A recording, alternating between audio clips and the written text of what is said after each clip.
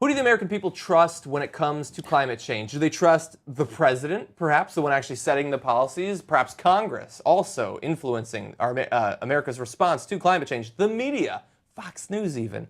The results are positive and negative at the same time. So overall, this is sort of the headline version of this. While 17% of people picked Fox News as a reliable source on climate change, only 11% selected President Obama, with a slightly higher 13% choosing the U.S. government. So 17% for Fox News, higher than the government, which is higher than President Obama. Now, my immediate response to that is, well, I suppose it makes sense that, that they would choose, the government, when they see the government, they talk about the legislature, they're thinking of it as being conservative. I don't necessarily trust them. So the fact that most people don't trust them, I don't see as a bad thing. Only 11%, which, that by the way, for the president means that the vast majority of Democrats don't trust Obama when it comes to climate change. And I wonder, should they? It seems like he's made some good moves on climate change when it comes to emissions from cars and things of that sort, trying to get the treaty with China and a number of other countries. I wouldn't trust politicians on climate change. Mm-hmm. I would trust scientists. So that was sort of the bad news, the fact that people trust Fox News so much more than President Obama. But the good news is that they trust certain groups more than both of those combined, which is good. The most reliable source was non-government scientists and educators at 45%. That's not even a majority, by the way. Well, damn. Followed by environmental groups at 33% and mainstream media, quote unquote, including U.S. newspapers, broadcasters, CBS, ABC, NBC, CNN, the Associated Press, and the New York Times at 22%. So even scientists can't break 50% with the American people. Neil deGrasse Tyson only registered 22%. 22%. Yeah. I bet he's bullshitting about science. He got into science so he could bullshit about it. That's why scientists get into to make science. Up stuff about the the people who you can really trust on this, talk show hosts and Republican politicians. I don't trust. Yeah, so that's a good sign. But still, what this really shows you, John, is the effectiveness of the disinformation campaign from the fossil fuel industry. This is exactly what happened with cigarettes, or very close to what happened with cigarettes. They're just trying to, the science isn't in. We still have to study. We don't know. And these guys are just saying what their funders want them to say. Yeah, I know. So, so that's disconcerting that they have come this far, and especially over something that's so important.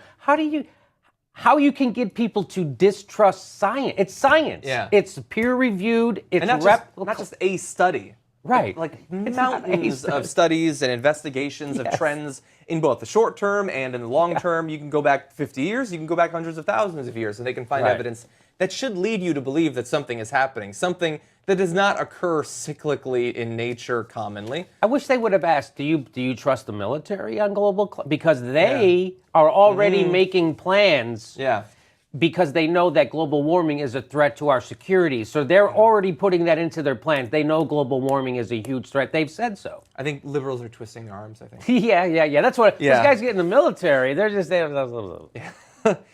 So the thing that sort of confuses me, and I know that this study, the results of the study, are going to be spread all over the place, and a lot of people are going to say, that tend to support Democrats no matter what. They're going to say, well, look, 11% for President Obama is way, way, way too low. I mean, as I even said, that means that most Democrats don't believe that you can trust him. The U.S. government, which does have still quite a few Democrats in it, not as many as it did a few years ago, but at the same time, like as you said, like President Obama, he raised CAF standards, so now cars are more efficient than they were when he became president, and they will be more efficient in a few years. And he's done some things to spur investment in alternative sources of energy and things like that. I mean, he's fighting against Keystone XL, but even he, who seems to believe that it's true and seems to think that the government has some responsibility to try to change it, he could be doing far more. He certainly doesn't seem to be really leading on this. I mean, blocking Keystone's one thing, putting into effect billions and billions and billions in additional funding to get renewable energy to a point where it's cost effective against traditional fossil fuels, that's another thing, and I don't see him really doing that recently. And so really, can you blame even progressives for not trusting either side when it comes to this sort of thing? Well, I don't trust Barack Obama when it comes to climate change because he's a politician, and when in any given situation, he might fudge a little to make his point, just like he fudged or some people say blatantly lied when he said, if you like your policy, you can keep it. What he should have said, well, if you like your policy, you can keep it, unless it's really shitty and we're going to give you a better one. Yeah. He didn't say that part. So that's... It's funny that people are hitting him for that. Yeah. You can keep it unless it's so horrible unless that it's so illegal now. shitty, it's illegal. Yeah. But so maybe that's why people have a hard time with. Plus, he's kind of. It's good to see him what he has said about the XL pipeline, but he still is kind of wishy-washy. He's not as strong as you'd like him to be on it. That's for sure. That's true. And he said the right. So that's why I don't trust him. I'd like to. It's sad that people 45%. I mean, they've for scientists. For scientists. So what do you? I mean, you have to have confidence in certain institutions in your society in order for your society to function. Yeah. And once people lose confidence in your institutions in your society starts to break down, which is what you see happen. I mean, that's why we can't get.